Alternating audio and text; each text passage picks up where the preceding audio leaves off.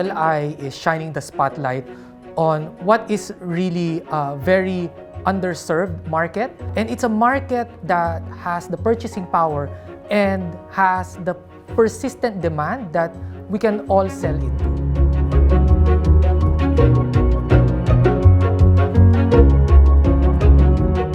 We've been recognized as the best developer in the Philippines by a panel of our peers in the Philippine Property Guru Award. So these are among the biggest achievements I feel that CLI has reached in the past few years.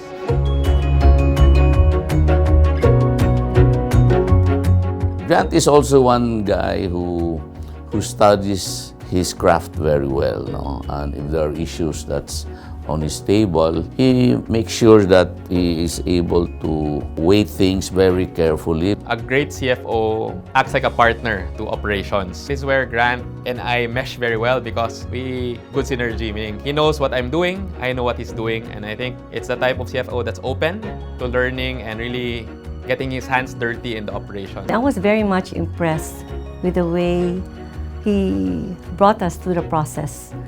And we thought it was going to be very difficult, but he made it very easy. Grant, I was so much impressed with him because he's very organized, very clear with his thoughts, and the process just flowed. He's not just a CFO, again, focused on numbers, but he's somebody who can really bring us to great heights and change the game for us, given all these opportunities. He's such an open-minded person. He likes new things. That's how he will change the game. It's his finance hat, his positive attitude, and his drive for innovation. And I think that is game-changing.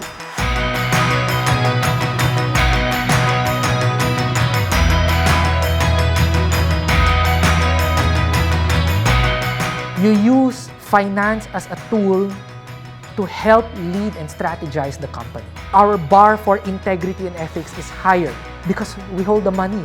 And there has to be no shred of doubt where your integrity and where your honesty lies when you're handling money. You have to be in control of your past, your present, and your future. It's a management philosophy of mine.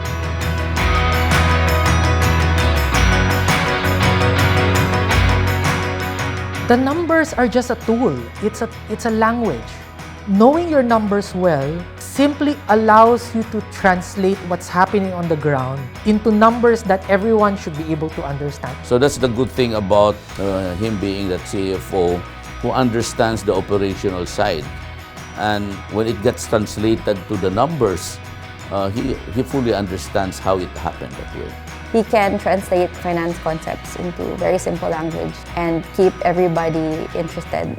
He was able to streamline the process in the accounting and finance departments, and he has organized them very well, such that his team is now working closely with other departments proactively in monitoring our budgets against target figures. He's not just a person behind the numbers, he's a person who drives the numbers.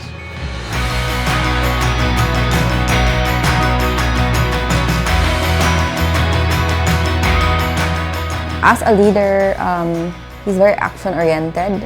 It's because of his very dynamic personality. He wants to get a lot of things done. He is a true business leader for us. He has a lot of energy, a lot of positivity and everything. So he's definitely there to drive our business further and to really take us places in the organization, looking at the other conglomerates that we're looking at, the other companies that we are aspiring to be. So definitely he is a catalyst for that. Grant is really seen as the leader of all the finance operations. He was one of the extrovert CFOs that I've worked with, diba? I think those kinds of CFO work best because they can express themselves best. His biggest contribution is really establishing the funding framework of the company. That's really one of the biggest strength ni Sibulan Masters na we come prepared and we understand fully how our business works.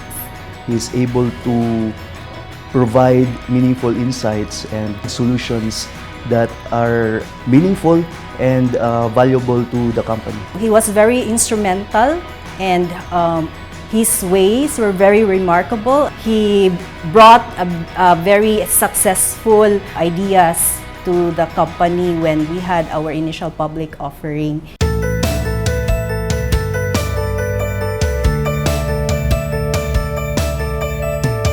Awards and recognitions are great, but what really makes me happy is the feeling of a job well done. I see this as an organizational award. This award would not have been given to me had the organization not been in a position to put me in that place anyway. I'm very humble and very honored for this award, but this is for the company and this is for everyone who has allowed me to be their leader and to be able to be put in a position where they actually allow me to set the strategy and the vision for how the financial aspects of a company should be run and managed. I've never stopped trying to be qualified and being good at what I do.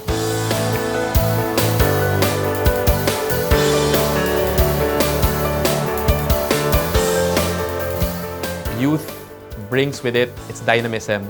You all know what's going on in the world. It's getting younger. The leaders of a lot of startups are younger. And it just means that traditional CFOs can also be younger. So he's sending actually a very good message to the youth that you can accelerate your success as long as you put in the time.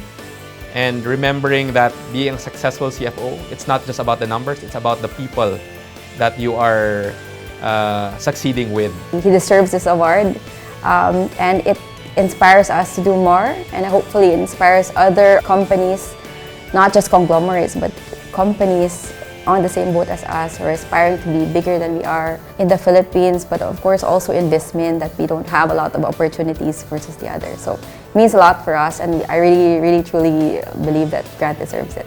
Grant can have a much bigger role, than just the CFO, as important as it is. He can become a CEO also on some of our companies because we are growing. My deepest congratulations, what I thank you.